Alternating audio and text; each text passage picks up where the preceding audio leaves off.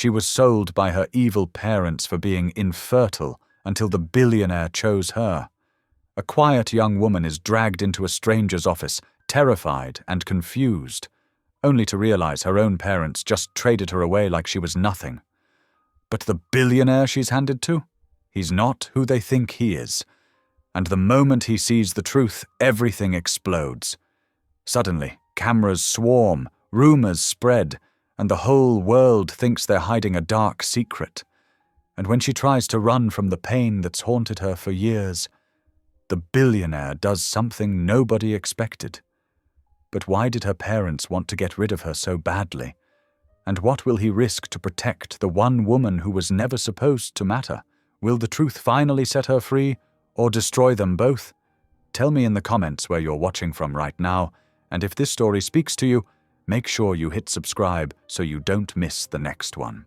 The morning sun cast weak shadows through the dusty windows of the Williams' small house. Asha Williams clutched her purse close to her chest as she stepped inside, her heart heavy with the doctor's words still echoing in her mind.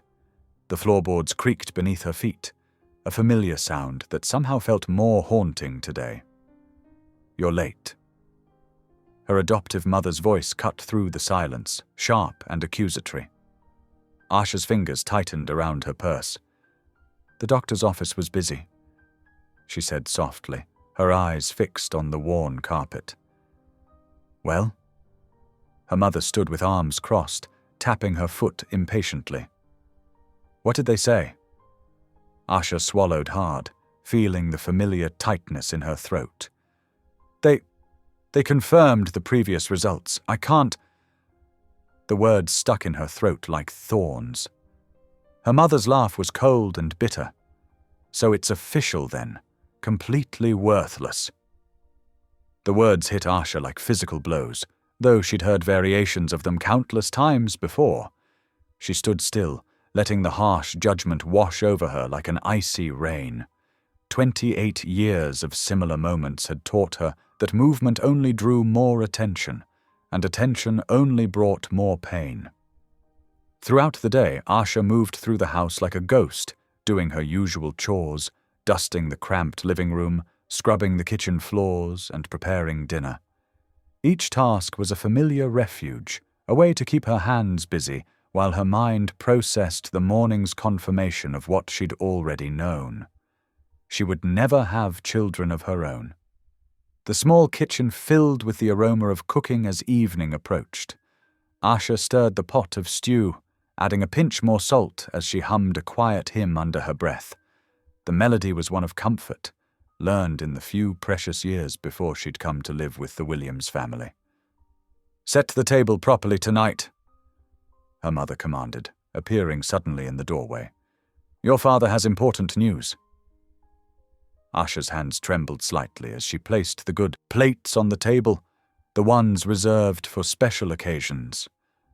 Something in her mother's tone sent warning signals through her body, but she pushed down her anxiety and focused on arranging everything perfectly. When they finally sat down to eat, the silence was heavier than usual. Her father cleared his throat importantly, setting down his spoon with deliberate precision. "We've found a solution to your situation," he announced, his voice carrying the same tone he used when closing business deals. "A very fortunate opportunity has presented itself." Asha's spoon paused halfway to her mouth. She carefully set it back in her bowl, her appetite vanishing instantly. "A business associate of mine, a very wealthy man, is looking for a wife." Her father continued, his eyes gleaming with an unsettling satisfaction. "We've discussed your circumstances, and he's willing to overlook your deficiencies, given the right arrangements. This is your last chance to be useful to this family," her mother added, her voice sharp with warning. "After everything we've done for you, taking you in when nobody else wanted you, the least you can do is show some gratitude." Asha's chest tightened, her breath coming in shallow gasps. Something about the way they spoke, the calculating looks they exchanged, sent chills down her spine. This wasn't about her happiness or future. It never had been. The arrangements have already been made, her father declared, pushing back from the table. We leave tomorrow morning. Pack your things. Tomorrow? The word escaped before Asha could stop it, barely more than a whisper. Is there a problem? Her mother's voice carried a dangerous edge.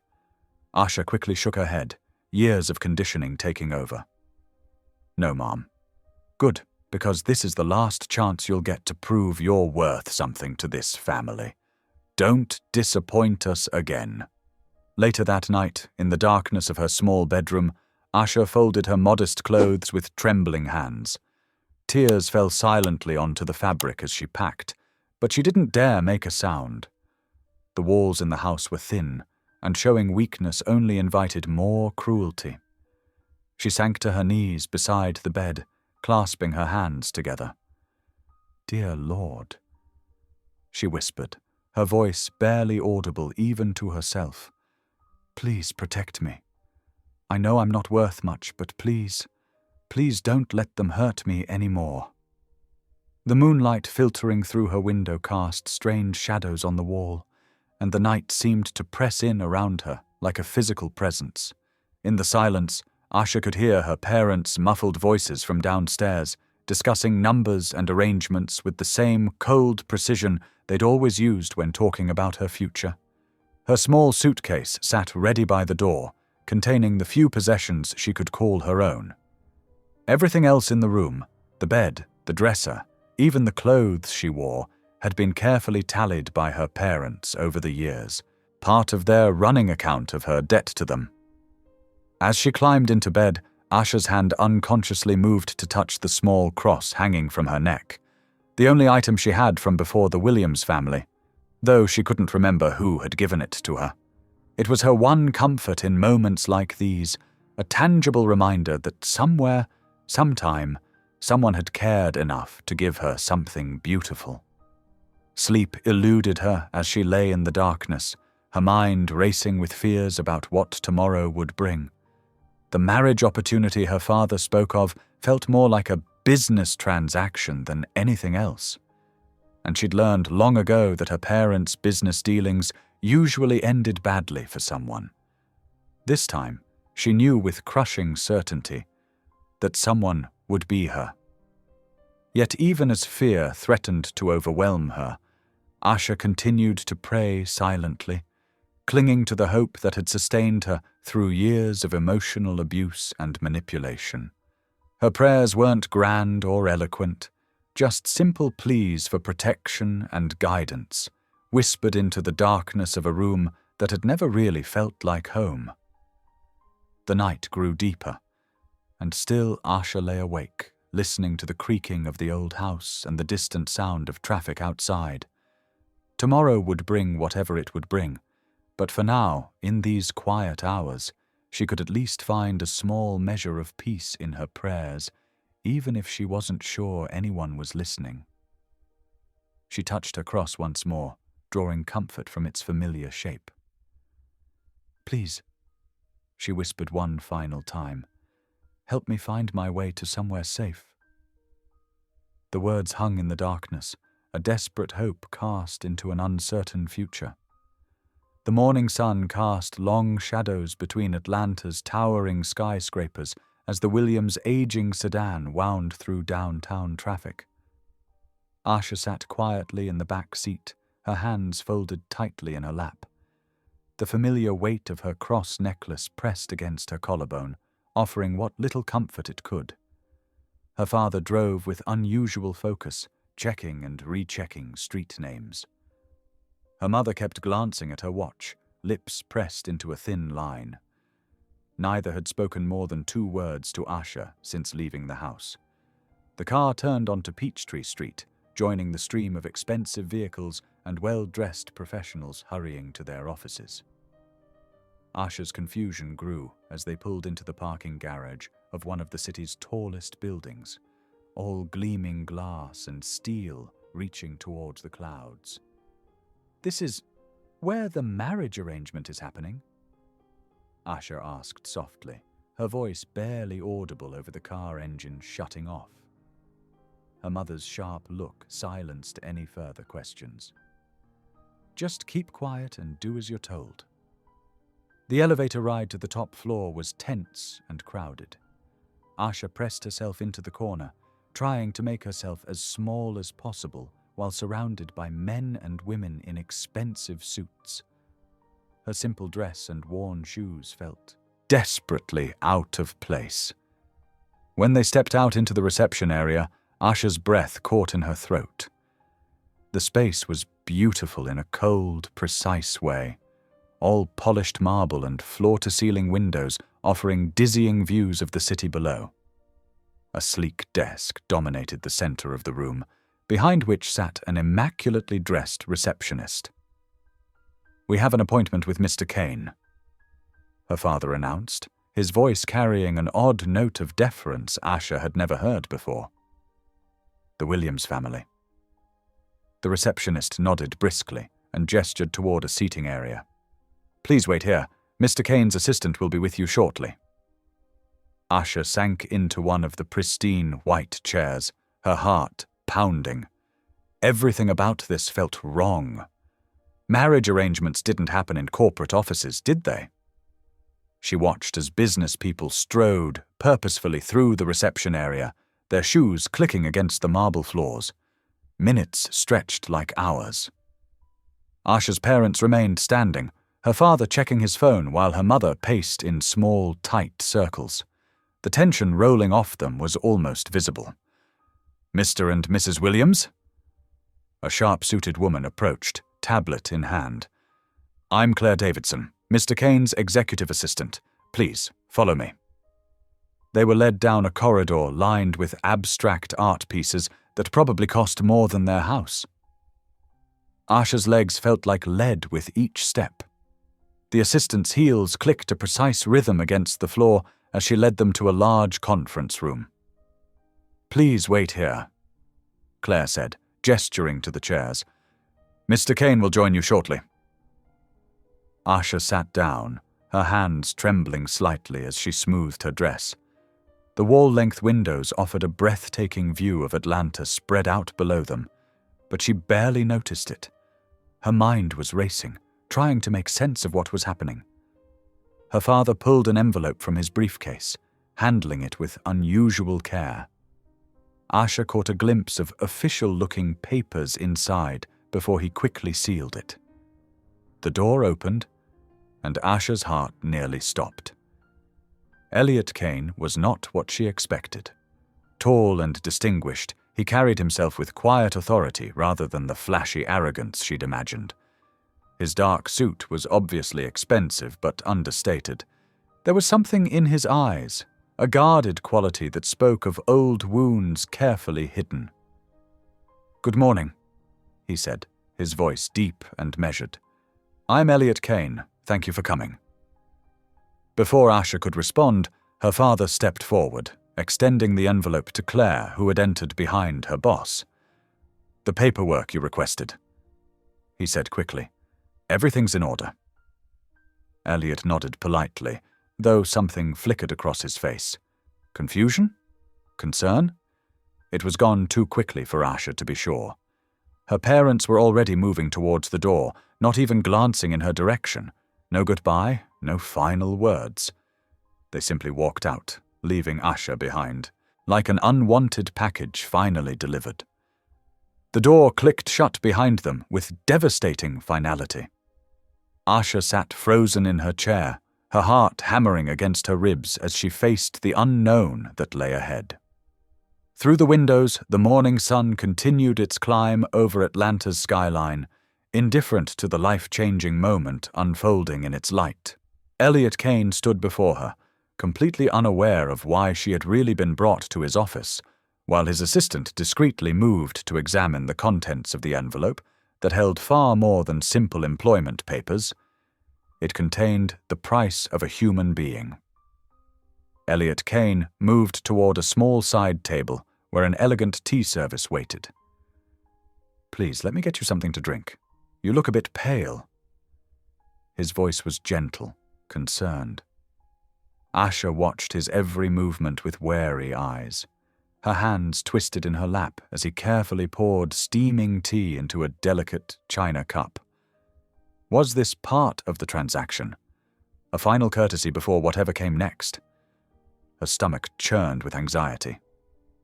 "Honey? Lemon?" he asked, holding up small silver containers. No, thank you," she whispered. When he handed her the cup, their fingers brushed briefly.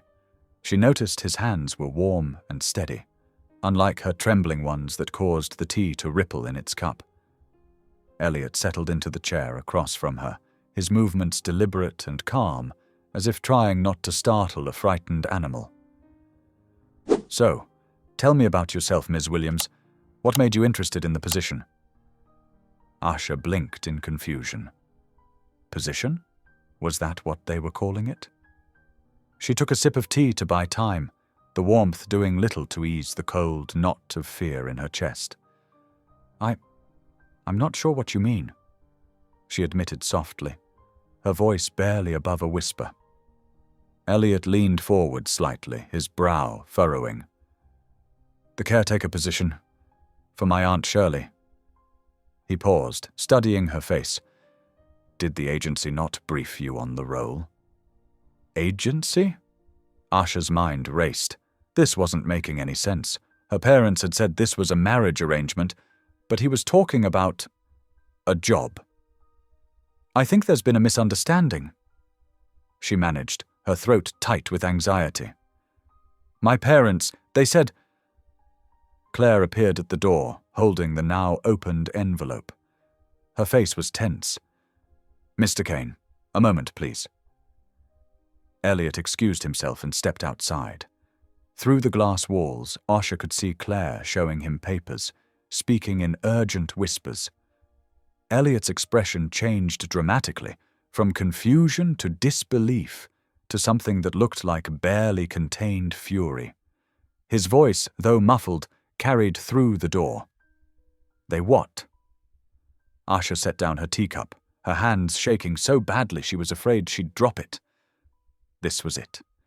He'd seen whatever arrangement her parents had tried to make. He'd send her back. The thought of returning to that house, to their disappointment and cruel words, made her feel sick. Tears began sliding down her cheeks. She tried to wipe them away quickly, but they kept coming. Everything in her life had led to this moment of humiliation, being traded away like unwanted furniture, only to be rejected again. The door opened, and Elliot returned alone. His face was carefully composed, but Asha could see the tension in his jaw, the way his hands were clenched at his sides.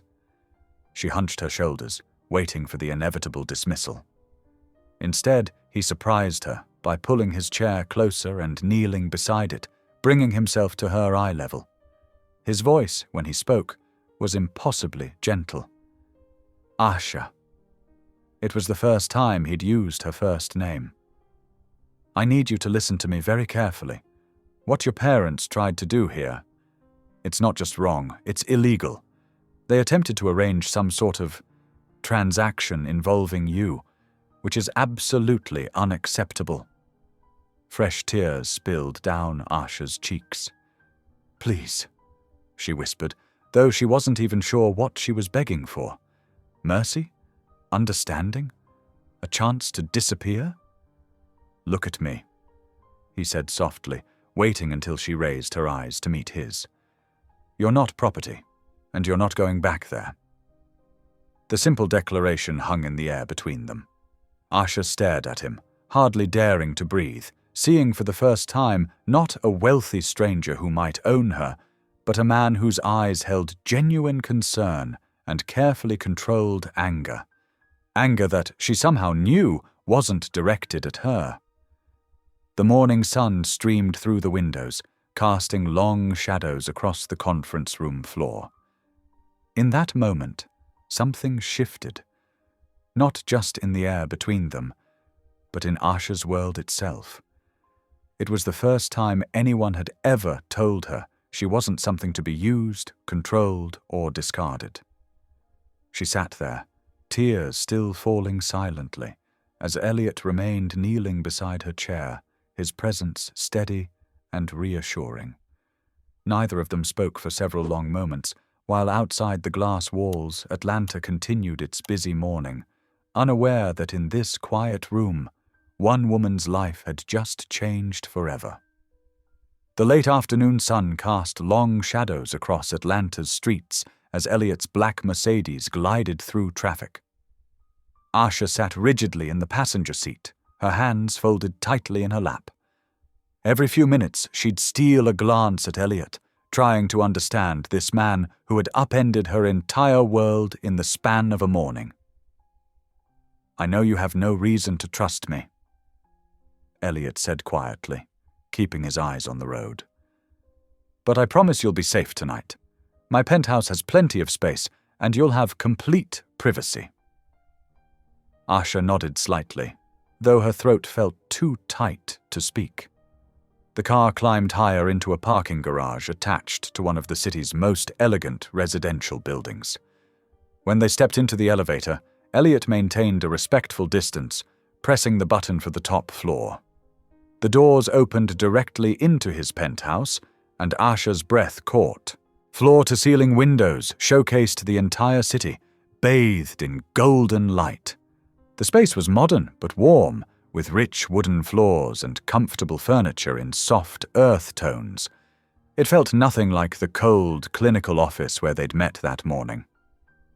"Let me show you to the guest suite," Elliot said, leading her down a hallway. He opened a door to reveal a spacious room with its own sitting area and ensuite bathroom. "There are fresh towels in the bathroom, and I've had some clothes delivered. Nothing fancy, just some basics until we can figure out next steps." Asha stepped into the room, her fingers trailing along the soft duvet covering the bed. "Why are you doing this?" she asked, her voice barely above a whisper. Elliot paused in the doorway. "Because what happened to you today was wrong, and because everyone deserves to feel safe." He reached into his pocket and pulled out a key. "This is yours. The door locks from the inside. You can stay in here all night if you want to. No one will bother you." He set the key on a small table by the door and stepped back. "There's food in the kitchen if you get hungry. Help yourself to anything. I'll be in my study if you need me, but otherwise, this space is yours." Asha picked up the key, its weight solid and reassuring in her palm. "Thank you," she managed. Elliot gave her a gentle smile. "Get some rest, Asha. Tomorrow's a new day." After he left, Asha explored the room, still half expecting to wake up from this strange dream. The closet held several sets of new clothes in her size, comfortable loungewear, a couple of casual outfits, even a warm robe. In the bathroom, she found toiletries and fresh towels that smelled like sunshine. She took a long shower, letting the hot water wash away the stress of the day. Dressed in soft new pajamas, she curled up in the window seat, watching the city lights twinkle to life as darkness fell. Despite her lingering uncertainty, exhaustion eventually pulled her into a deep sleep. Morning came with gentle rays of sunlight streaming through the windows. Asha woke feeling more rested than she had in years, though it took her a moment to remember where she was. The events of the previous day came rushing back, but in the clear light of morning, they felt less overwhelming. She had just finished making the bed when she heard a thump and a cry from the hallway. Without thinking, she rushed to the door, unlocked it, and stepped out. An elderly woman was sitting on the floor, looking frustrated and a little scared. "Oh dear," she was muttering to herself. "This isn't good at all." "Are you all right?" Asha asked, hurrying to kneel beside her. "I'm Asha. Please, let me help you." The woman, who had to be Elliot's Aunt Shirley, looked up with relief. "Well, aren't you an angel? My silly legs decided to give out on me. I was trying to reach my walker, but it slipped away." Asha noticed the walker had rolled a few feet down the hall. "Let me check if you're hurt. Anywhere first," she said gently, her natural caregiving instincts taking over. "Can you wiggle your toes for me?" Shirley complied with a small laugh. Everything moves just fine, dear. I'm more embarrassed than anything else. There's nothing to be embarrassed about, Usher assured her. Then, without thinking, she began to hum a familiar hymn. His eye is on the sparrow. To her surprise, Shirley joined in, her voice wavering but sweet. Why should I feel discouraged? They sang softly together. Why should the shadows come? As they finished the first verse, Usher carefully helped Shirley to her feet, supporting her with steady hands. Let's get you somewhere comfortable, she said, retrieving the walker and making sure Shirley was stable. You remind me of my mother, Shirley said as they made their way to the living room. She used to sing that same hymn when things got rough. Said it always made the world feel right again. Usher helped Shirley settle into a plush armchair. My birth mother used to sing it too before she passed. It's one of the few memories I have of her. Then we're connected already, Shirley said warmly, patting Usher's hand. Would you be a dear and make us some tea? Everything's in the kitchen, second cabinet from the right. As Usher busied herself in the kitchen, she could hear Shirley humming the hymn, the melody drifting through the morning air. It felt strangely right, being here, taking care of this sweet woman who reminded her of a gentler time in her life. She didn't hear the front door open, didn't realize Elliot had come home early until she turned around with the tea tray and saw him standing in the doorway between the kitchen and living room. He was watching the scene before him with an expression she couldn't quite read, something between wonder and revelation. Shirley noticed him too. Elliot, dear, your friend Usher has been taking such good care of me. I had a little tumble, but she appeared like an angel and helped me up, and she knows all the good old hymns too. Elliot's eyes met Usher's, and in that moment something shifted between them. She saw him really looking at her, not as someone to be rescued or pitied, but as a person of value, someone who could bring light and care into a room without even trying. He watched as she carried the tea tray to the coffee table, as she made sure Shirley's cup was just the way she liked it, as she tucked a throw blanket around the older woman's legs. Every gesture was filled with natural grace and genuine kindness, the kind that couldn't be taught or bought. Standing there in his expensive suit, briefcase still in hand, Elliot Kane realized that the woman his assistant had described as unwanted goods was anything but. She was a gift, one that had been repeatedly overlooked and discarded by people too blind to see her worth. The morning sunlight streamed through the penthouse windows as Usher moved quietly around the kitchen. She had woken early, unable to sleep in the unfamiliar space, and decided to make herself useful. The granite countertops gleamed as she worked, carefully measuring ingredients for buttermilk pancakes, a recipe she knew by heart. The sizzle of butter on the griddle filled the kitchen with a warm, homey smell. Usher hummed softly to herself as she worked, finding comfort in the familiar motions of cooking. She had just finished arranging fresh berries on a plate when Aunt Shirley appeared in the doorway, her walker clicking against the hardwood floor. "Something smells absolutely heavenly," Shirley declared, beaming. "I haven't woken up to breakfast cooking in years." Usher smiled shyly. "I hope you like pancakes. I found some fresh berries in the refrigerator that needed using up." "Like them? Why, they're my favorite." Shirley settled herself at the kitchen island. "But we simply must wait for Elliot. He always tries to rush off to work without eating properly." As if on cue, Elliot appeared, already dressed in a crisp charcoal suit. He paused in the doorway, taking in the scene before him. The stack of golden pancakes, the coffee pot burbling cheerfully, and Usher in the oversized sweater he'd lent her, looking surprisingly at home in his kitchen. "Good morning," he said carefully, not wanting to startle her. "This is unexpected." "Sit down, dear," Shirley instructed, patting the stool beside her. Asha has made us a proper breakfast, and we're going to enjoy it together like a family." Asha's hands trembled slightly as she set plates in front of them. "It's the least I could do after everything." "These look amazing," Elliot said softly, noticing how she ducked her head at the compliment.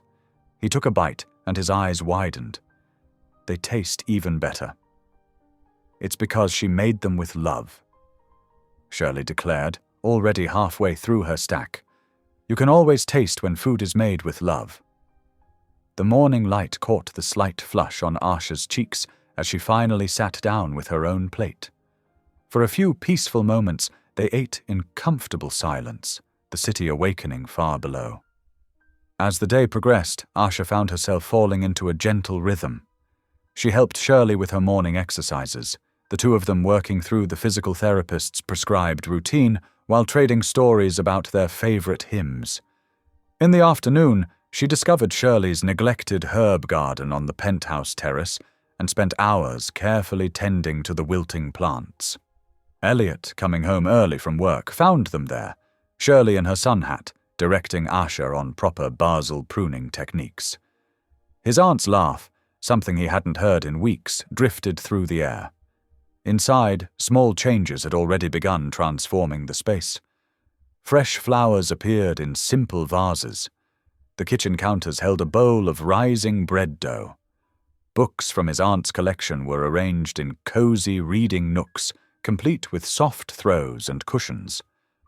But it wasn't just the physical changes. There was something different in the air, a warmth that had nothing to do with temperature. He watched as Asha helped Shirley inside, their heads bent together as they discussed dinner plans. His aunt's face was bright with energy he hadn't seen in months, and Asha herself. The fearful, trembling woman from yesterday was still there, but something else was emerging. When she thought no one was watching, her movements became more confident, her smile more genuine. She had a gift for anticipating needs before they were voiced, for creating comfort in small, meaningful ways. The peaceful afternoon shattered at 4:37 precisely. Elliot's phone erupted with calls and messages. His PR director's voice was tight with panic. "Turn on Channel 6 right now." The television flickered to life, revealing Asha's parents standing before a crowd of reporters. Her father's face was twisted with false concern as he spoke. "We trusted Mr. Kane to provide our daughter with employment opportunities. Instead, he attempted to purchase her as a surrogate mother, taking advantage of her medical condition." Asha, who had been walking past with a basket of fresh laundry, froze. The basket slipped from her hands, clean sheets spilling across the floor as she stared at the screen in horror. "We demand the safe return of our daughter," her mother added, dabbing at dry eyes with a handkerchief.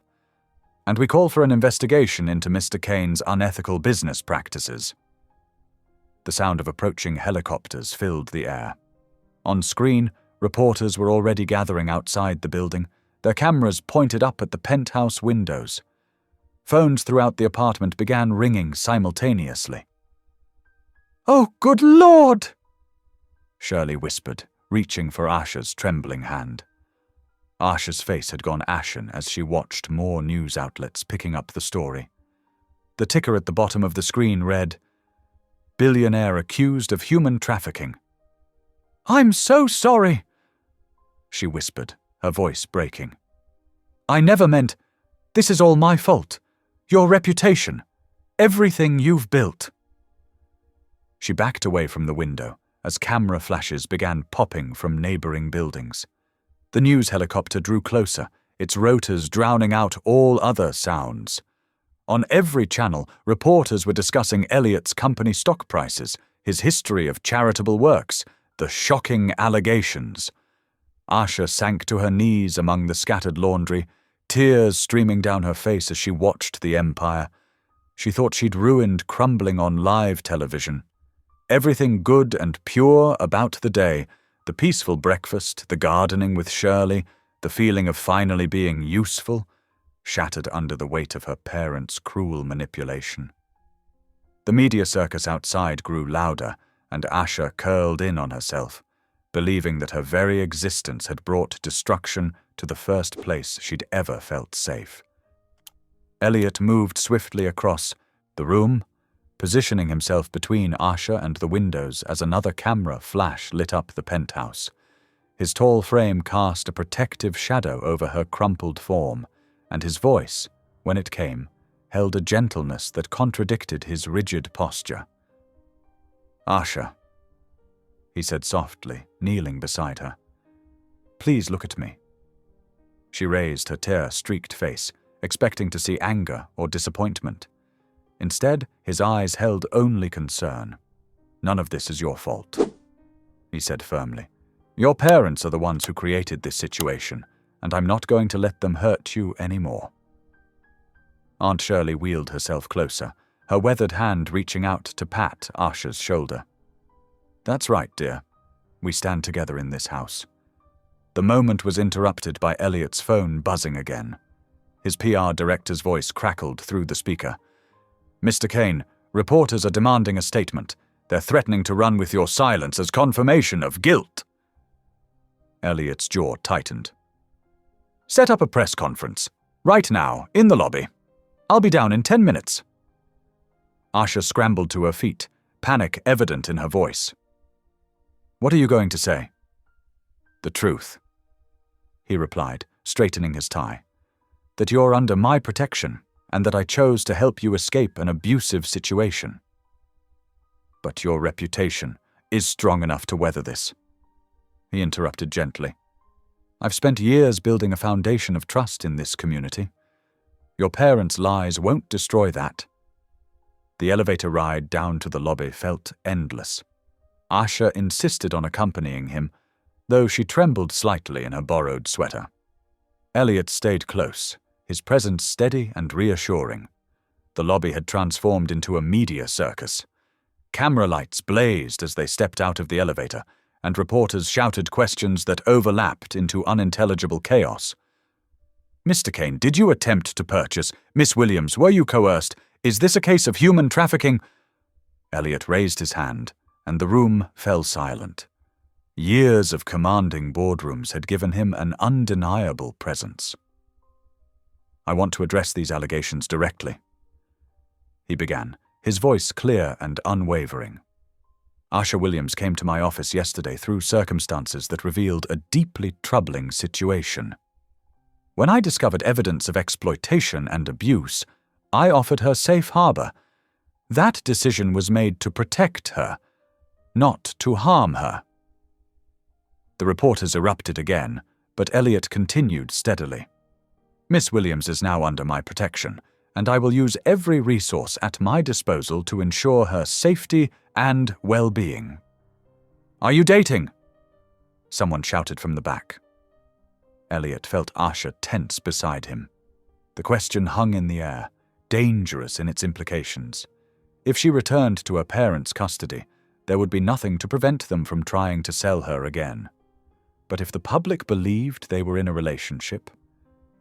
He chose his words carefully. "Miss Williams and I are committed to each other's welfare. The nature of our relationship is private, and we ask that you respect that privacy." The press conference exploded into speculation. Headlines began appearing on phones throughout the room. "Billionaire defends love match," and Kane's secret romance revealed. Back in the elevator, Asha leaned against the wall, exhausted. "They think we're dating." "Yes," Elliot replied thoughtfully. "And perhaps that's not the worst thing." She looked up at him, confused. "Think about it," he explained. "If the public believes we're in a relationship, your parents can't claim I'm holding you against your will. They can't drag you back home or try to sell you to someone else. The media will be watching too closely." "You want us to pretend to be a couple?" Asha's voice was barely a whisper. "Just temporarily," he assured her, "until we can legally ensure your safety. I promise I won't take advantage of the situation." Aunt Shirley was waiting when they returned to the penthouse. She'd already directed the staff to move Asha's things from the guest suite to the main floor's private quarters. The media will be watching this building like hawks," she explained. "If they think you're dating, you can't be living on separate floors." Asha nodded slowly, understanding the logic even as her heart raced at the implications. "I'll do it," she said quietly. "I'll pretend, if you're sure it won't cause more problems for you." "The only problem I'm concerned about is keeping you safe," Elliot replied firmly. A staff member appeared with a small suitcase containing the clothes and necessities they'd bought for Asha the day before. She clutched it close, this tiny collection of borrowed items representing her new life. As she followed Elliot toward her new rooms, she caught a glimpse of the city through the windows. Camera flashes still sparkled like stars against the darkening sky, but they seemed less threatening now. For the first time since her parents had driven her to that office building, she felt truly protected. The suitcase was light in her hands, everything she owned in the world contained in one small space, but her heart felt lighter too. Whatever came next, she wasn't facing it alone. Sunlight streamed through the floor-to-ceiling windows of the penthouse dining room, casting a warm glow over the polished table. Asha hesitated in the doorway, still wearing the soft grey sweater and slacks Elliot had bought her. Everything felt surreal. The gleaming silverware, the fresh flowers in crystal vases, the gentle classical music playing from hidden speakers.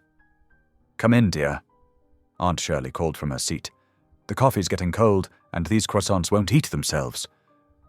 Elliot looked up from his tablet, offering Asha a gentle smile. "Good morning. Did you sleep well?" "Yes, thank you," she replied softly, settling into the chair across from him. The truth was, she'd barely slept at all, too aware of the cameras outside and the strange new reality of her situation. "Don't be so formal, you two," Shirley chided, her eyes twinkling. "If you're going to convince anyone you're a couple, you'll need to relax around each other. Elliot, pour the poor girl some coffee before it gets cold." Elliot complied, adding cream and sugar the way he'd noticed she liked it yesterday. "The media attention should die down in a few days," he assured her, sliding the cup across the table. "They'll find something more interesting to focus on." "Oh, I doubt that," Shirley laughed. "A handsome billionaire rescuing a beautiful young woman. It's like something out of a movie. They'll be camping outside for weeks." Asha blushed, focusing intently on buttering her croissant. "I'm sorry for disrupting everything. Your work schedule can easily be managed from home," Elliot finished firmly. "I've already informed my team I'll be working remotely for the foreseeable future." "Which means I get both of you all to myself," Shirley declared happily. "It's about time this place felt like a home instead of a fancy hotel." As if to prove her point, she reached across the table and straightened Elliot's tie with grandmotherly affection. "Though you could dress down a bit, dear. No need for full suits when you're working from home." "Force of habit," he replied with a slight smile. Asha watched their interaction, feeling a sudden ache in her chest. This was what family should look like: gentle teasing, small acts of care, the freedom to just be yourself. The morning settled into a surprisingly comfortable routine. Elliot set up his laptop in the living room instead of his office, taking video calls and reviewing documents while Asha helped Shirley with her morning exercises. The elderly woman's physical therapist had left detailed instructions, and Asha found herself naturally falling into the role of caregiver. "You have healing hands," Shirley commented as Asha helped her stretch her arthritic shoulders. "And a kind heart. No wonder my nephew couldn't resist helping you." "Aunt Shirley," Elliot warned from his workspace, but there was affection in his tone. "What? I'm just stating facts," she replied innocently. "Now, Asha dear, would you help me pick out some books from the library? My eyes aren't what they used to be, and Elliot's taste runs too heavily toward business manuals." The library turned out to be a cozy room lined with built-in shelves. Asha ran her fingers along the spines reverently, breathing in the familiar smell of paper and leather bindings. "You like to read?" Shirley asked, settling into a plush armchair. "My school library was my sanctuary," Asha admitted quietly. "Books don't judge you or make you feel unwanted." Shirley's face softened with understanding. "Well, these books are yours to enjoy whenever you like, though I insist you read to me sometimes. My old eyes get tired so quickly these days." Throughout the day, Asha found herself falling into a natural rhythm. She helped the cook plan meals, arranged fresh flowers from the rooftop garden, and sat with Shirley while the older woman napped. Every so often, she'd catch Elliot watching her with an unreadable expression, but he'd quickly return to his work when their eyes met. As evening approached, Elliot closed his laptop and stretched. "Would you like to get some fresh air?" he asked Asha. "The balcony's private enough to avoid the cameras, and the sunset view is beautiful." Asha nodded, following him through the glass doors. The balcony was more like a rooftop garden, with comfortable seating areas nestled among potted trees and flowering vines. The city spread out below them, golden in the fading light. "Thank you," she said softly, settling onto a cushioned bench. "For everything." Elliot sat beside her, leaving a respectful distance between them. "You don't need to keep thanking me. What your parents tried to do." He paused, jaw tightening. "No one deserves that." "They never wanted me," Asha found herself saying, the words spilling out in the quiet safety of twilight. "They adopted me because it looked good for their church position, but nothing I did was ever enough. And when the doctors confirmed I couldn't..." She swallowed hard. "When they said I couldn't have children, it was just final proof I was worthless to them." "You're not worthless." Elliot's voice was fierce. "The ability to bear children doesn't determine anyone's worth." Something in his tone made her look at him more closely. "You sound like you understand." He was quiet for a long moment, watching the sky turn pink and gold. "My first wife," he finally said, "left me when we discovered I couldn't father children. Said she couldn't waste her best years on a broken man." "That's terrible," Asha whispered, heart aching for him. "It was 5 years ago, but sometimes the words still echo." He gave a rueful smile. "I threw myself into work after that, built the company bigger than anyone expected. But success doesn't fill the empty spaces, does it?" "No," she agreed softly. "It doesn't." They sat in companionable silence as the stars began to appear. The city lights below twinkled like earth-bound constellations, and a gentle breeze carried the scent of the rooftop flowers. "I haven't felt safe in so long," Asha admitted, barely audible above the distant traffic sounds. "I kept waiting for the other shoe to drop, for them to find some new way to hurt me. But here..." She gestured to the peaceful garden, the warm lights spilling from the penthouse windows where Shirley could be seen, reading in her favorite chair. "Here I can breathe." Elliot watched her profile in the fading light, noting how the tension had eased from her shoulders, how her natural grace showed through now that she wasn't constantly bracing for criticism. Something warm and unexpected bloomed in his chest. The simple pleasure of seeing her relax, of knowing he had helped create this safe space for her. "I'm glad," he said simply, surprised to realize how much he meant it, how much he looked forward to seeing her quiet smile each time their paths crossed throughout the day. The realization should have alarmed him. This wasn't meant to be real, after all. But as the stars emerged above them, and the city settled into its evening rhythm below, he couldn't bring himself to regret the way his heart lifted whenever she entered a room.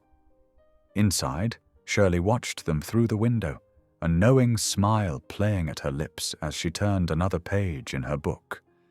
Sometimes the best answers to prayer came in unexpected packages. The morning sun had barely crested the Atlanta skyline when Elliot knocked softly on Asha's door. She opened it to find him dressed more casually than usual, in dark jeans and a light blue button-down shirt. "I thought you might like to see something different today," he said with a gentle smile. "Would you join me on a little field trip?" Asha hesitated only briefly before nodding. After checking that Aunt Shirley was settled with her morning crossword puzzle, they took the private elevator down to the parking garage where Elliot's car waited. The city streets were quiet as they drove, the early morning light painting everything in soft gold. Elliot guided them away from downtown, into a neighborhood that had clearly seen better days. But there, like a beacon of hope, stood a beautiful modern building with warm brick walls and large windows. "This is one of our community centers," Elliot explained as he parked. "The Kane Foundation runs several across the city, but this one's special to me. It was our first." Inside, the space hummed with quiet energy despite the early hour. Women of all ages moved through the bright rooms, some headed to computer classes, others gathering for support groups. The walls were decorated with colorful artwork and inspirational quotes. "Maria!" Elliot called out to a middle-aged woman with kind eyes. "I brought someone I'd like you to meet." Maria hurried over, embracing Elliot like an old friend before turning to Asha. "So you're the one who's been making our Elliot smile lately?" she said warmly. "I'm Maria Rodriguez, the center director." Asha blushed, but Maria's genuine welcome put her at ease. "It's wonderful to meet you. This place is amazing." "Would you like a tour?" Maria offered. "We're just about to start our morning circle if you'd like to join." Asha looked to Elliot, who nodded encouragingly. "Go ahead. I have some paperwork to review with the staff. Find me when you're ready." Maria led Asha to a sunny room where about 15 women sat in comfortable chairs arranged in a circle. The atmosphere was gentle, supportive. As the session began, Asha listened as women shared their stories of survival, of rebuilding their lives after abuse and trauma. When one young woman broke down while describing her mother's cruel words, Asha found herself speaking up. "Those words aren't true," she said softly. "They're just echoes of her own pain. They don't define who you are." The woman looked up, tears streaming down her face. "How do you know?" "Because I've heard those same words," Asha admitted, "and I'm learning they were never about me at all." After that, the women drew her into their circle completely. Asha shared pieces of her own story, careful to protect Elliot's privacy, but honest about the emotional wounds she carried. Her quiet strength and natural empathy created a space where others felt safe to be vulnerable. From the doorway, Elliot watched, unseen. Something powerful stirred in his chest as he observed Asha's gentle impact on these women. She wasn't trying to fix or change anyone, she was simply being present, offering understanding that could only come from walking a similar path. He slipped away to find Maria in her office. "We need to talk about expansion plans," he said, closing the door. "I want to create a new center, something different, a place specifically focused on emotional healing and rebuilding self-worth." Maria's eyes sparkled knowingly. "And would this new center happen to be inspired by someone special?" Elliot ignored her teasing tone. "I want to call it the Asha Williams Center for Hope. But don't tell her yet. Let me work out the details first." Throughout the day, Asha moved through the center like she'd always belonged there. She helped in the children's area, joined a cooking class where women learned to prepare healthy meals on a budget, and sat with an elderly woman who just needed someone to listen. By late afternoon, when it was time to leave, several women hugged her goodbye and made her promise to return. In the car, Asha's eyes shone with something Elliot hadn't seen before: purpose. "Thank you for bringing me here," she said. "I never knew places like this existed." "You were wonderful with them," Elliot replied, navigating through the now busy streets. "They really connected with you." A funny story from the cooking class had Asha giggling, and soon they were both laughing about the great pasta disaster that had ended with flour everywhere. The sound of their shared laughter filled the car with unexpected warmth. Back at the penthouse, Asha insisted on helping prepare dinner despite the cook's protests. She moved around the kitchen with natural grace, adding her own touches to the meal. As she carried dishes to the dining room, she caught Elliot watching her with an expression that made her heart skip. His eyes held something tender, almost reverent, a softness she had never seen directed at her before. He quickly looked away when she noticed, but the moment lingered in her mind. Later that night, Asha lay in her bed, staring at the ceiling as city lights played shadows across the walls.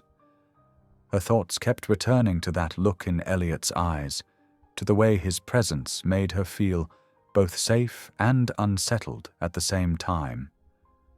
Her heart raced with the realization that was becoming impossible to ignore. She was developing feelings for him, real feelings that went far beyond gratitude or friendship, the kind of feelings that could shatter everything if she let them show. Asha pressed her hands to her chest, trying to calm the emotion building there. She didn't deserve someone like Elliot Kane. He was kind and honorable, successful and respected. And she was just her, a broken woman with nothing to offer except a heart that had never learned how to love properly. She rolled onto her side, squeezing her eyes shut against tears that threatened to fall. These feelings would have to be buried, locked away where they couldn't complicate the safety and friendship Elliot had so generously offered. It was the only way. But sleep remained elusive as her heart whispered otherwise, refusing to be silenced so easily. The morning sun streamed through the penthouse windows, casting warm light across the kitchen where Asha stood at the stove.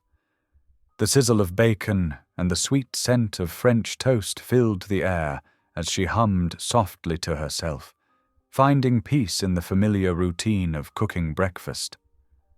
Down the hall, she could hear Elliot's gentle encouragement as he helped Aunt Shirley with her morning exercises. "That's it, just 5 more steps. You're doing great." "Oh, hush," Shirley's voice carried clearly. "I'm not some delicate flower." "No, you're much tougher," Elliot agreed, making his aunt laugh. Asha smiled to herself, plating the French toast and adding fresh berries in a heart pattern, a small touch she hoped would bring joy to their morning. As she arranged everything on the dining room table, Elliot appeared with Shirley on his arm, supporting her carefully. "Something smells heavenly," Shirley declared, easing into her chair. "Asha, dear, you're spoiling us rotten." "It's my pleasure," Asha replied softly, pouring coffee into Shirley's favorite mug, the one with tiny painted roses around the rim. Elliot pulled out Asha's chair before taking his own seat, a gesture that made her cheeks warm. These small kindnesses still caught her off guard, even after days of living together. They shared a peaceful breakfast, with Shirley telling stories about Elliot as a boy that made him groan good-naturedly. Asha noticed how his eyes crinkled at the corners when he really smiled, something happening more frequently lately. After helping clear the dishes, Elliot disappeared into his home office for a few hours of work, while Asha kept Shirley company, reading aloud from her well-worn book of poetry. The morning passed quietly, wrapped in comfortable routine. Following lunch, a light soup Asha had prepared, Elliot appeared with an air of barely contained excitement. "I have something to show you," he said, holding out his hand to Asha. "Would you come with me?" Curious, Asha placed her hand in his, trying to ignore how natural it felt. He led her to the private elevator, pressing the button for the roof level. Close your eyes," he requested softly as the elevator climbed. Asha hesitated only a moment before complying, trust winning over old fears. She felt the elevator stop, heard the doors open, and then Elliot's gentle guidance as he led her forward.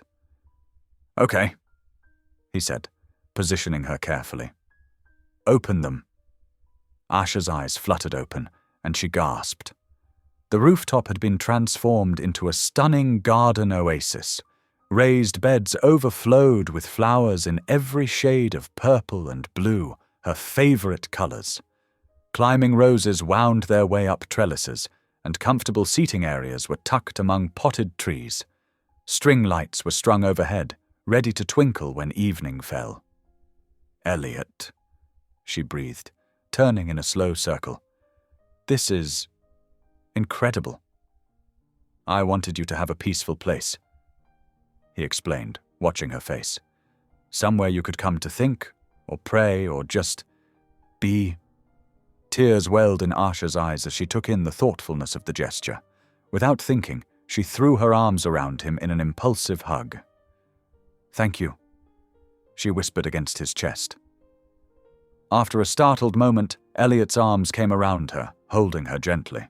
They stayed like that longer than strictly necessary, neither wanting to be the first to let go.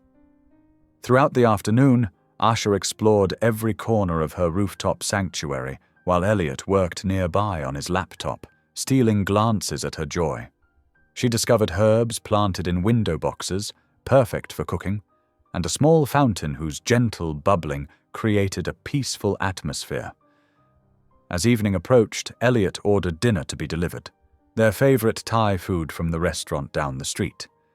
They ate at the small table he'd placed near the garden's edge, watching the sun set over the city skyline. When darkness fell, Elliot switched on the string lights, and the garden was transformed again.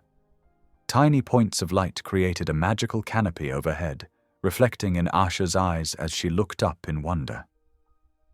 "It's like stars," she said softly. "I hoped you'd like it," Elliot replied, moving to stand beside her at the railing. "You deserve beautiful things, Asha." She turned to face him, struck by the sincerity in his voice. "Why do you say things like that?" "Because they're true." His hand came up to cup her cheek, thumb brushing away a tear she hadn't realized had fallen.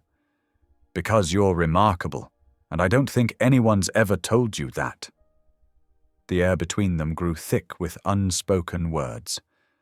Asha's heart thundered in her chest as Elliot slowly leaned closer, giving her time to pull away if she wanted to. She didn't want to.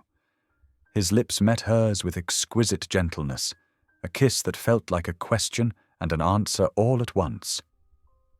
Asha's hands found their way to his shoulders as she rose on tiptoes, returning the kiss with all the emotion she'd been trying to hide. When they finally separated, Elliot rested his forehead against hers, both of them breathing unsteadily. "I've wanted to do that for days," he admitted. "Me too," she whispered back, surprising herself with her honesty. They spent hours talking after that, curled together on one of the comfortable benches. Elliot told her about his fears of never being enough, about past relationships that had valued his wealth over his heart.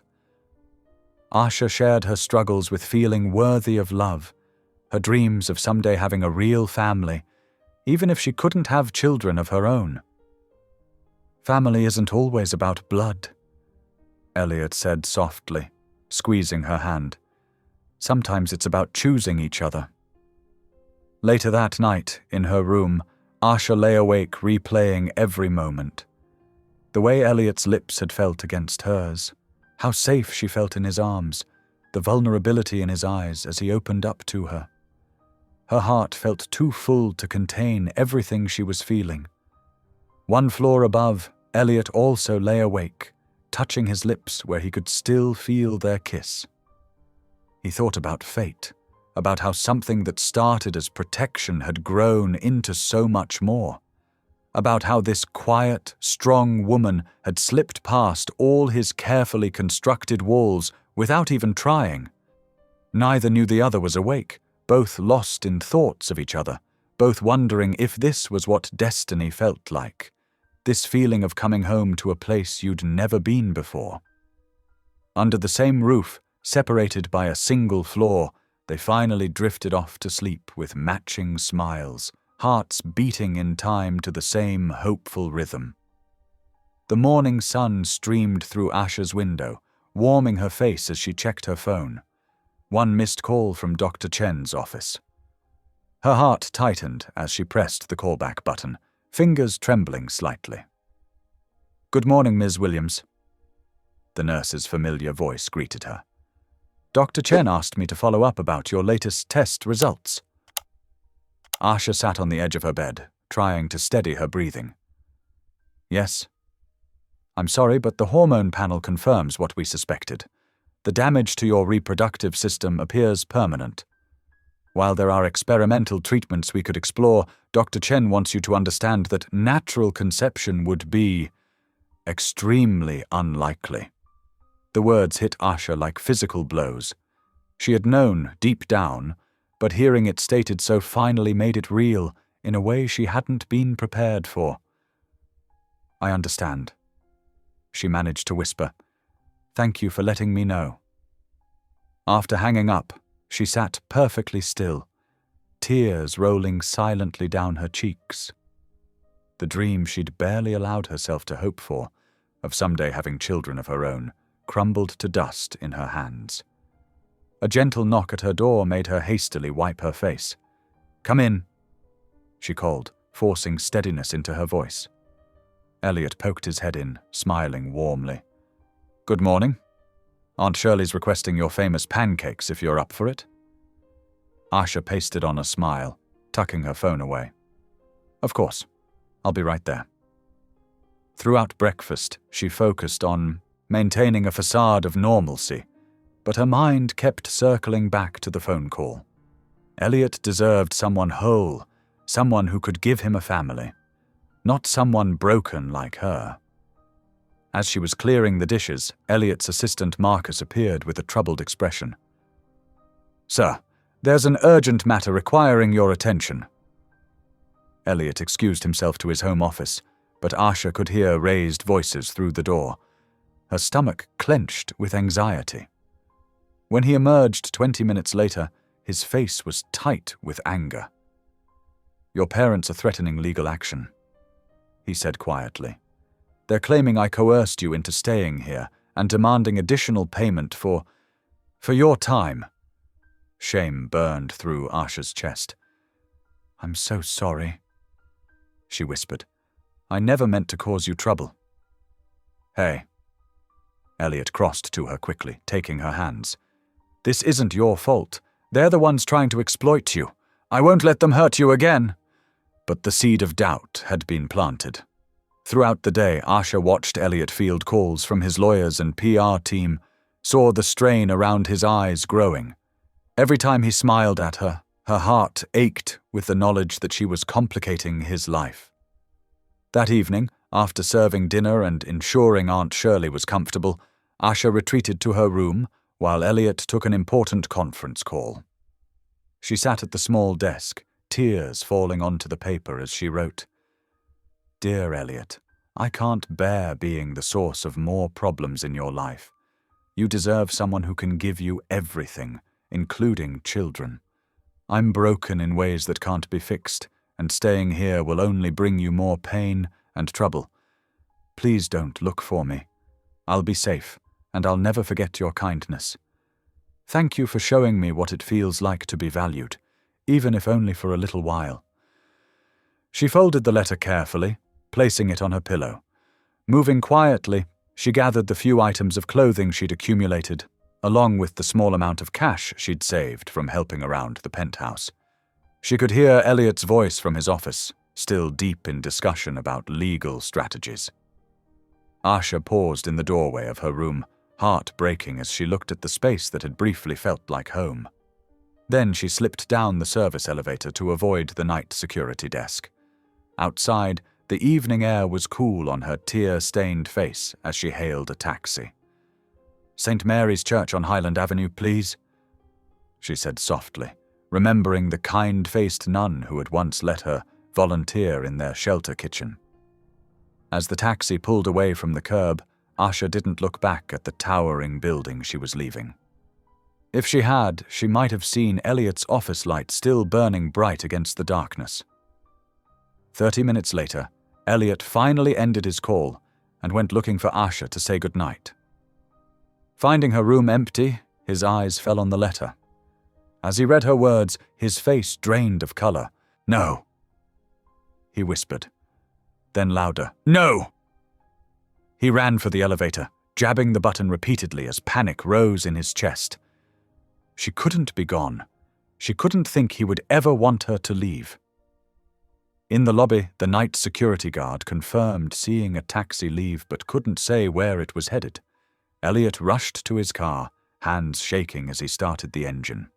She was out there somewhere, believing she wasn't worthy of love, and he had to find her before she disappeared completely. As he pulled onto the street, his heart pounding with fear and determination, the city stretched out before him like a maze of endless possibilities. But he would search every street if he had to. He wouldn't lose her. Not like this. Not when he was finally learning what real love felt like. The night enveloped his car as he drove, desperately seeking the woman who had become his heart's true home. Grey morning light filtered through the shelter's high windows as Asha stirred on the narrow cot. Her eyes felt swollen and gritty from hours of crying, and her heart ached with a hollowness that seemed to echo through her entire body. The thin blanket scratched against her skin as she sat up, taking in the rows of other cots where a few early risers were already gathering their belongings. Sister Margaret, the elderly nun who had welcomed her late the previous night with no questions asked, appeared at her bedside with a steaming cup of coffee. "Here, child," she said softly. "You look like you could use this." "Thank you," Asha whispered, wrapping her hands around the warm cup. The familiar scents of coffee and industrial cleaner mingled with the musty air of the shelter's sleeping quarters. Already she could hear activity from the kitchen, where breakfast preparations would be starting. "We could use an extra pair of hands this morning, if you're willing," Sister Margaret suggested gently. "Sometimes the best medicine for a hurting heart is to help others." Asha nodded gratefully. Keeping busy would help quiet the voice in her head that kept replaying Elliot's smile, the warmth of his kiss, the safety she'd felt in his arms. She followed Sister Margaret to the kitchen, where other volunteers were already chopping vegetables and mixing pancake batter for the morning meal. Meanwhile, across the city, Elliot Kane sat in his car, his usually pristine suit wrinkled from a sleepless night of searching. His eyes were red-rimmed, his voice hoarse from asking questions at every shelter and hospital he could find. His phone lay on the passenger seat, still warm from hours of calls to contacts and authorities. "Sir," Marcus's voice came through the car's speaker system. "I've started calling churches with attached shelters. There's a St. Mary's on Highland that takes in women overnight." Elliot's heart leaped. "Call them." The minutes crawled by as Marcus made the call. Elliot drummed his fingers on the steering wheel, praying silently. Please let her be there. Please let her be safe. "Sir." Marcus's voice cracked with emotion. "They have her. She's helping in their kitchen right now." Elliot's hands shook as he started the car. "Send me the address." Back at the shelter, Asha moved through the serving line mechanically, ladling out portions of oatmeal to the steady stream of hungry faces. The routine was soothing. Smile, serve, offer a kind word. It reminded her of mornings at the penthouse, cooking breakfast while Aunt Shirley chatted and Elliot... No, she couldn't think about that anymore. The double doors at the end of the hall swung open, letting in a burst of morning light. Asha barely glanced up, expecting another group of shelter residents. but the figure that stepped through made her heart stop. Elliot stood in the doorway, his usual polished appearance completely undone. His dark hair was tousled, his tie loose, and his eyes, those eyes that had always looked at her with such gentle kindness, were wild with desperation and relief.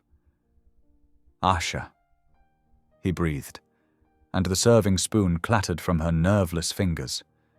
She stepped back, bumping into the table behind her. "You shouldn't be here," she whispered, but Elliot was already moving toward her. In front of dozens of startled onlookers, this powerful businessman dropped to his knees on the worn linoleum floor. "I love you," he said, his voice raw with emotion. "I love your gentle heart and your quiet strength. I love how you sing hymns to Aunt Shirley and how you make every room warmer just by being in it." His hands trembled as he reached for hers. "I don't care about having children. I care about you." Tears spilled down Asha's cheeks. "But your life would be so much easier without me in it. My parents, the media, all the problems I bring. My life would be empty without you in it." Elliot interrupted firmly. "These past weeks with you have shown me what real family feels like, what real love feels like." He squeezed her hands. "You're not a burden, Asha. You're a blessing. And I'm begging you to come home." A sob caught in her throat. "I'm scared," she admitted. "I'm scared of not being enough." "You are more than enough," Elliot said softly. "You are everything." Sister Margaret appeared at Asha's side, pressing a tissue into her hand. "Child," she said with gentle wisdom, "sometimes the bravest thing we can do is let ourselves be loved." Asha looked around at the shelter residents and volunteers, watching them with teary smiles. She saw in their faces the same truth she had always tried to share with others, that everyone deserved love, deserved second chances, deserved to feel worthy. Maybe it was time to believe that for herself. Elliot still knelt before her, holding her hands like they were precious things. His eyes held nothing but love and certainty as he asked softly, "Will you please come home with me?" Asha's heart trembled with hope as she squeezed his hands back. Through her tears, she found herself nodding, found herself believing that maybe, just maybe, she had finally found where she truly belonged. The afternoon sun cast long shadows across Atlanta's streets as Elliot's car pulled into the private garage beneath his building. Asha sat quietly in the passenger seat, her small bag of borrowed clothes clutched tightly in her lap.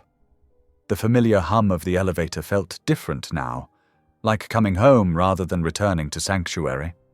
When the penthouse doors opened, Aunt Shirley was already waiting, her usually bright face streaked with tears.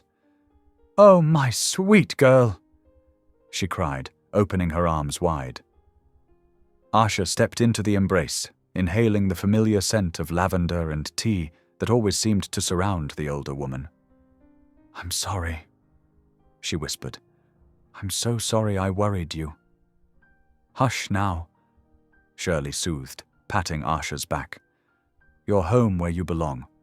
That's all that matters." Elliot watched them with misty eyes before pulling out his phone. "I need to make some calls," he said softly. "Get things moving with the lawyers." While Shirley guided Asha to the kitchen for a cup of chamomile tea, Elliot strode to his office.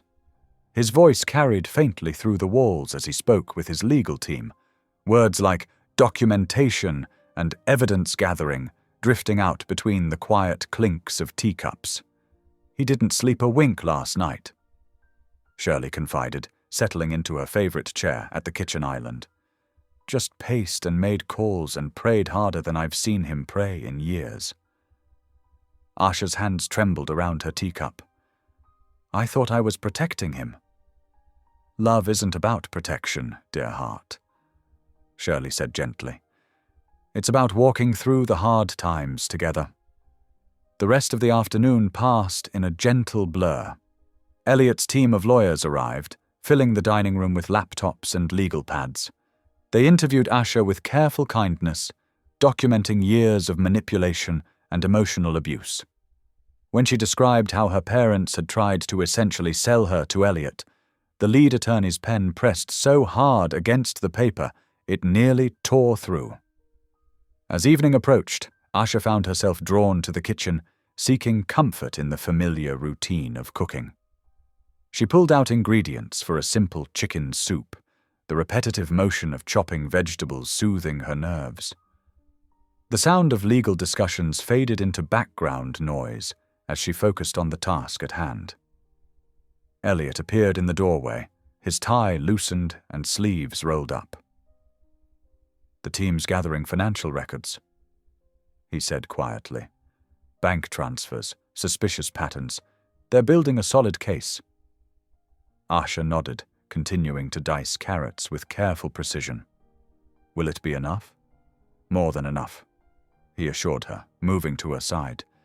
"They'll never hurt you again." That night, after the lawyers had gone and dinner was cleared away, Asha stood in the rooftop garden. The string lights Elliot had installed twinkled overhead like earthbound stars, and the night air carried the sweet scent of jasmine. She touched the soft petals of a newly bloomed rose, marveling at how something so delicate could be so resilient. The next morning brought a gentle return to routine. Asha woke early to make breakfast, the familiar movements of mixing pancake batter and brewing coffee helping to ground her. Shirley shuffled in wearing her favorite floral robe, and soon the kitchen was filled with the comfortable sounds of morning conversation. Elliot joined them, freshly showered and dressed for work, but choosing to handle things from his home office. His protective instincts were still on high alert, wanting to keep Asha close and safe. They shared soft glances over coffee cups, the memory of his declaration of love in the shelter still warming their hearts. Throughout the day, Asha slowly reclaimed her place in the household. She helped Shirley with her physical therapy exercises, the familiar routine of counting repetitions and offering encouragement, feeling like a return to normalcy. They spent the afternoon sorting through old photo albums, Shirley sharing stories of Elliot as a young boy that made Asha laugh for the first time since her return. In the evening, Asha found herself back in the rooftop garden, watching the sunset paint the sky in shades of pink and gold. The space felt different now, not just a refuge, but a place of healing. She had started a small herb garden in one corner, the tiny sprouts reaching towards the light with determined optimism. Elliot found her there, his footsteps soft on the garden path. "The lawyers called," he said, settling beside her on the bench. "They've uncovered a pattern of similar attempts by your parents, other wealthy men they tried to arrange marriages with, and there's evidence of financial fraud going back years." Asha's hands twisted in her lap. "What happens now?" "The district attorney is filing charges," Elliot explained gently. "Attempted human trafficking, fraud, extortion. They won't be able to hurt anyone else." Tears welled in Asha's eyes, but they weren't tears of sadness. For the first time, she felt truly free of the shadow that had haunted her for so long. Elliot wrapped an arm around her shoulders, and she leaned into his strength, watching as the last rays of sunlight painted the city in shades of hope. In the kitchen below, Aunt Shirley hummed an old hymn as she prepared evening tea, the melody floating up to the garden like a blessing. The familiar sounds of the city created a gentle backdrop, car horns and distant sirens mixing with the rustle of leaves in the rooftop garden. "What are you thinking?" Elliot asked softly, his thumb tracing soothing circles on her shoulder. Asha looked out over the city lights beginning to twinkle in the gathering dusk. "I'm thinking about tomorrow," she said, "about making French toast for breakfast and helping Shirley with her exercises, and maybe planting some new herbs in the garden." She turned to meet his gaze. "I'm thinking about living instead of just surviving." Elliot pressed a kiss to her temple, his touch gentle and grounding. As the sky deepened to purple and the string lights began to glow more brightly overhead, Asha felt the last pieces of her heart settling into place. Here, in this unexpected family they had built together, she had finally found her true home. The morning sun cast long shadows across the sidewalk as Elliot's car pulled up to the curb. Asha smoothed her navy blue dress, her hands trembling slightly. She had been confused when Elliot insisted on dressing up for what she thought was just another visit to one of his foundation's centers. "Ready?" Elliot asked, adjusting his tie. His eyes held a spark of excitement she couldn't quite understand. "I think so," Asha replied, though uncertainty colored her voice. The driver opened her door, and as she stepped out, the sound hit her first, applause thunderous and overwhelming. Hundreds of people stood before a gleaming new building, cheering and smiling. A large banner stretched across the entrance, and Asha's breath caught in her throat as she read the words, "Asha Williams Women's Center." Her knees weakened, and Elliot's steady hand found the small of her back. "Surprise," he whispered. "Elliot," she breathed. "What did you do?" "I did what you inspired me to do," he said, guiding her toward the podium where the mayor and several community leaders waited. "You showed me what true strength looks like. This center is your legacy." Cameras flashed as they approached. The mayor stepped forward, beaming, to shake Asha's hand. "Miss Williams, we are honored to dedicate this facility in your name. Your story has touched so many hearts." Asha could barely process the words through her tears. The building before her was beautiful, modern and welcoming, with large windows that let in streams of natural light. Gardens flanked the entrance, filled with the same flowers she had come to love in Elliot's rooftop sanctuary. The ribbon-cutting ceremony passed in a blur of speeches and applause. When it was time for the tour, Asha's heart swelled as she saw what lay inside. The entrance opened into a warm, inviting lobby with comfortable seating areas and inspirational artwork. A sign on the wall read, "Every woman deserves safety, dignity, and purpose." "This way," Elliot said softly, leading her down a hallway. Each room they passed had been designed with careful thought and compassion. There was a medical clinic, counseling offices, and a job training center equipped with modern computers. A large kitchen would serve both as a cafeteria and a culinary training facility. In one room, several beds were arranged with privacy screens and warm blankets. "Emergency housing," Elliot explained, "for women who need immediate shelter." Asha touched one of the blankets, remembering her own night in the church shelter. "They're so soft," she whispered. They continued through a children's playroom filled with toys and books, a library stocked with resources, and a fitness center for self-defense classes. Each space had been created to nurture both body and spirit. The tour ended in a large, multi-purpose room where chairs had been set up for the afternoon's programming. Women of all ages filled the seats, many holding tissues, others clutching notepads. Elliot squeezed Asha's hand before taking his place in the front row. The program director introduced Asha, and suddenly she found herself standing at the podium, looking out at hundreds of expectant faces. Her prepared speech felt inadequate in the face of such overwhelming emotion. Taking a deep breath, Asha set aside her notes. "A few months ago," she began, her voice quiet but steady, "I sat in an office, believing I was worth nothing more than what someone would pay for me." The room fell silent. My adoptive parents had spent years telling me I was worthless because I couldn't have children. They tried to sell me like property. She paused, gathering strength from Elliot's encouraging nod. But that day, something unexpected happened. Someone saw me, really saw me, as a person worthy of dignity and respect. And that changed everything. As Asha shared her story, tears flowed freely throughout the room. She spoke about the years of emotional abuse, the weight of feeling unwanted, and the journey toward believing she deserved love. Women nodded in recognition, some reaching out to hold each other's hands.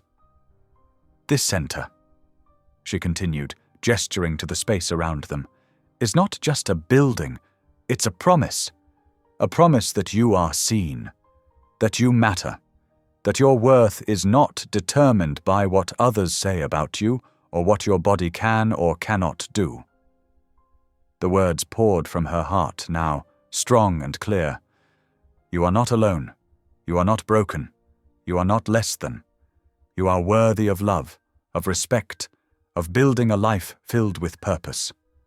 When she finished speaking, the room erupted in a standing ovation. Women surged forward, wanting to hug her, to share their own stories, to thank her for giving voice to their pain and their hope. For hours, Asha listened to their stories, stories of abuse, of escape, of rebuilding. She held their hands, cried with them, and shared the wisdom she had gained through her own healing journey. As the afternoon light began to fade, Asha found a quiet moment to step back into the lobby. Her reflection in the window caught her eye, and she barely recognized the woman staring back at her. Gone was the haunted look of someone expecting rejection. In its place was a quiet strength, a dignified grace. Elliot appeared beside her, his face full of pride. "Do you see now?" he asked softly. "Do you see what I saw that first day?" Asha touched the wall beside her, tracing her own name on the dedication plaque. All around her, women were leaving with renewed hope in their eyes, many clutching information about the center's programs. They saw her not as someone to pity, but as living proof that healing was possible. "I never imagined," she whispered, watching another group of women enter through the front doors, their faces lighting up with hope as they were welcomed inside. "I never thought my pain could become something beautiful." A young woman approached hesitantly, clutching a piece of paper. "Miss Williams?" she said softly. "Your story. It's my story too. Thank you for showing me I can survive this." Asha hugged her close, remembering how it felt to believe she was alone in her struggle. Now, standing in this place of healing that bore her name, she understood that her journey had been leading her here all along, not to be a victim, but to be a lighthouse for others finding their way home to themselves. The Atlanta sunset painted the sky in warm hues of pink and gold as Elliot led Asha toward the rooftop garden.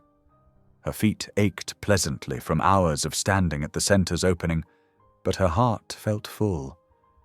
The string lights they'd hung together twinkled overhead like earthbound stars, casting a gentle glow across the potted flowers and herbs they'd planted. "You were amazing today," Elliot said softly, guiding her to their favorite bench.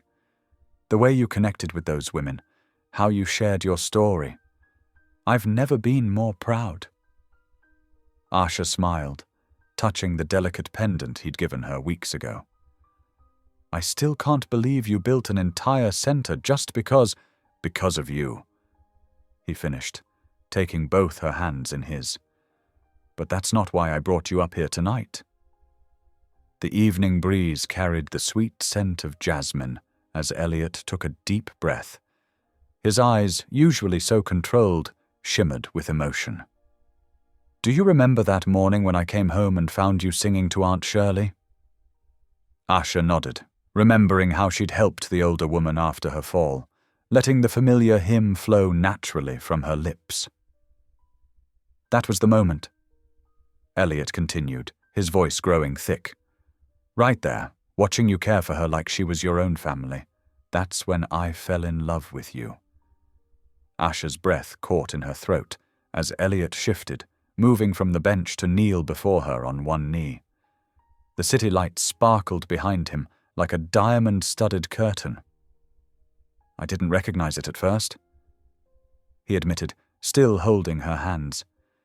"I'd spent so many years believing I was too damaged for real love. But you—" His voice wavered with emotion. "You showed me what healing looks like, what trust feels like, what love actually means." Tears began rolling down Asher's cheeks as Elliot reached into his pocket, producing a small velvet box. "This isn't about protection anymore. It's not charity or obligation. This is me, a man who has found his heart again, asking the woman who helped him find it to share her life with mine." He opened the box, revealing a delicate vintage ring with a modest diamond surrounded by tiny sapphires. "Asher Williams, will you marry me?" The words hung in the fragrant evening air as Asher's tears fell faster. This moment felt surreal. She who had once believed herself unworthy of even basic kindness, now being offered a lifetime of love by a man who saw her true worth. "Yes," she whispered, then louder. Yes, I'll marry you." Elliot's hands trembled slightly as he slipped the ring onto her finger. It fit perfectly, as if it had been waiting for her all along. He stood, pulling her up with him, and gathered her into his arms. Their kiss was soft, tender, full of promises and shared dreams. They settled back onto the bench, Asher tucked against Elliot's side as they gazed out at the city skyline. The lights of Atlanta twinkled like earthbound stars, matching the glow in their hearts. "I want a small wedding," Asher said softly. "Just family and close friends." Elliot kissed her temple. "Whatever you want. We could have it right here in the garden if you'd like." "Really?" Asher's eyes lit up at the idea. With the string lights and flowers, it would be perfect. They sat together, quietly sharing ideas for their future. Asher spoke of converting one of the guest rooms into a nursery, not for their own children, but for foster kids they could give a loving home to. Elliot described his vision for expanding the women's center, with Asher taking a leadership role if she wanted it. "We should tell Aunt Shirley," Elliot said finally, pulling out his phone. He dialed, putting it on speaker so they could both hear. "Hello?" Shirley's warm voice came through clearly. "Aunt Shirley," Elliot said, squeezing Asher's hand. "We have some news." Before he could continue, Shirley's voice rang out from inside the penthouse below them. "Did she say yes? Did my Asher say yes?" They laughed, hearing her excitement even through the floor. "Yes, Aunt Shirley," Asher called out. "I said yes." "Glory, hallelujah!" Shirley's joyful shout echoed up to them. "Come down here right this minute so I can hug my new niece properly." Elliot ended the call, standing and offering Asher his hand. She took it, the ring catching the light as their fingers intertwined. Together they walked toward the stairs, ready to share their joy with the woman who had helped bring them together. From below, they could hear Shirley singing an old hymn of thanksgiving, her voice carrying up to them on the evening breeze. It was the same hymn Asher had sung that morning months ago, the song that had started it all. The morning sun streamed through the tall windows of the Asher Williams Women's Center, casting warm light across bouquets of donated flowers, white and pink roses donated by Sarah from the shelter kitchen, purple irises from Maria, who'd found safety here after fleeing abuse, yellow daisies from Jane, who now ran support groups. Each bloom represented a life touched by Asher's gentle spirit. The chapel room buzzed with quiet excitement as guests found their seats. Women from the center, dressed in their Sunday best, dabbed at their eyes. They had transformed this space into something magical, with white ribbons and twinkling lights draped from the exposed wooden beams. In the bride's room, Asher stood before a full-length mirror, hardly recognizing herself. The ivory gown was simple but elegant, with delicate lace sleeves and a flowing skirt that made her feel like a princess. She touched the pearl necklace at her throat, a gift from Aunt Shirley. "You look absolutely beautiful," came Shirley's voice from the doorway. The older woman moved slowly with her cane, but her eyes sparkled with joy. "Thank you for being here," Asha whispered, helping Shirley to a nearby chair. "For everything." Shirley reached for Asha's hands, her own trembling slightly with age and emotion. "The Lord works in mysterious ways, child. He brought you to us when we needed you most, and now—" She paused, overcome. "Now I get to watch my nephew marry the daughter of my heart." Asha knelt beside Shirley's chair, careful of her dress. Would you give us your blessing before the ceremony?" Shirley placed her weathered hands on Asha's head. Her voice quavered, but grew stronger as she spoke. "Dear Father in heaven, bless these two precious children of yours.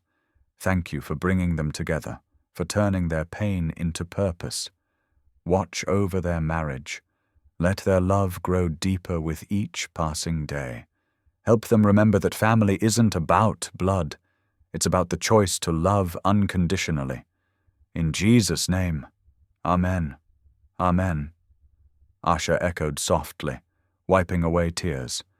A gentle knock at the door signaled it was time. Shirley squeezed Asha's hand one last time before being escorted to her seat in the front row. The chapel fell silent as the music began, not the traditional wedding march, but a sweet gospel hymn sung by the center's choir. The same hymn Asha had sung to Shirley that first morning, now transformed into a celebration of love and healing. Asha took her first step into the chapel alone. She had chosen to walk herself down the aisle, a symbol of her journey from powerlessness to strength. But she wasn't truly alone. Every face she passed belonged to someone who had become family by choice. At the altar, Elliot turned to watch her approach. His composed expression crumbled at the sight of her, eyes filling with tears he didn't try to hide. He had never looked more handsome in his dark suit, but it was the raw emotion on his face that made Asha's heart soar. When she reached him, Elliot extended his hands. Asha placed her smaller ones in his, feeling the slight tremor that revealed how moved he was. Their eyes met and held, speaking volumes without words. The minister began the ceremony, but Asha barely heard the familiar words. She was lost in Elliot's gaze, in the journey that had brought them here. From that first frightening meeting in his office to quiet mornings with Aunt Shirley, from rooftop conversations to building this center together, every step had led to this moment. "The couple has written their own vows," the minister announced, nodding to Elliot. Elliot's voice was thick with emotion as he spoke. "Asha, you came into my life when I thought I was beyond healing. I had everything money could buy, but my heart was empty. You taught me that real wealth isn't in bank accounts, it's in the capacity to love and be loved. You showed me that family isn't about obligation or biology. It's about choosing each other every day. I promise to choose you, support you, and cherish you for all our days. Whatever challenges come, we'll face them together. Whatever dreams you have, they're my dreams too. You are my miracle, my blessing, my home." Tears streamed freely down Asha's cheeks as she began her vows. "Elliot, you saw me when I felt invisible. You valued me when I thought I was worthless. You taught me that love doesn't have to hurt. It can heal. I promise to stand beside you in all seasons, to fill our home with warmth and laughter, to remind you every day that you are worthy of love. Together we'll build a family bound not by blood, but by choice and commitment. You are my safe harbor, my joy, my answered prayer." The exchange of rings was accompanied by sniffles from the congregation. Simple gold bands that symbolized not ownership, but partnership. Not obligation, but choice. "By the power vested in me," the minister proclaimed, "I now pronounce you husband and wife. You may kiss your bride." Elliot cupped Asha's face with infinite tenderness, brushing away her tears before lowering his lips to hers. The kiss was gentle but full of promise, sealing their commitment as the chapel erupted in applause and cheers. The reception that followed was filled with joyful chaos. Women from the center had prepared a feast of home-cooked dishes. Children darted between tables, their laughter a reminder of future possibilities. Aunt Shirley held court from her seat of honor, telling anyone who would listen how she'd known from day one these two were meant for each other. As the sun began to set, Elliot whispered in Asha's ear, "Come with me." They slipped away from the celebration, taking the elevator to the rooftop garden of their penthouse home. The string lights twinkled overhead, just as they had the night Elliot proposed. The city spread out before them, painted in shades of gold and pink by the setting sun. "I can hardly believe how much has changed," Asha said softly, leaning back against Elliot's chest as his arms encircled her. "A year ago I thought I was broken beyond repair." "We both did," Elliot murmured, pressing a kiss to her temple. "But God had other plans." "Do you ever regret?" Asha hesitated. "That I can't give you biological children?" "Never," Elliot said firmly, turning her to face him. "Our family will be perfect because we'll build it with love. Whether we foster, adopt, or simply continue helping the women and children at the center, we're already parents in all the ways that matter." Asha stretched up on tiptoe to kiss him, pouring all her gratitude and love into the gesture. When they parted, she rested her head on his chest, listening to his steady heartbeat. The lights of Atlanta twinkled around them like earthbound stars as they stood wrapped in each other's arms. No words were needed in this moment of perfect understanding. They had found their way home, not to a place, but to each other. This was their victory over pain, their testimony to healing, their celebration of love that transcends all boundaries. In this garden where their story had blossomed, they held each other close, knowing that their greatest chapters were still to come. Thank you for being here. If something in this story stayed with you, I'd love to see you again. Subscribe, and tomorrow I'll bring you another story crafted with heart.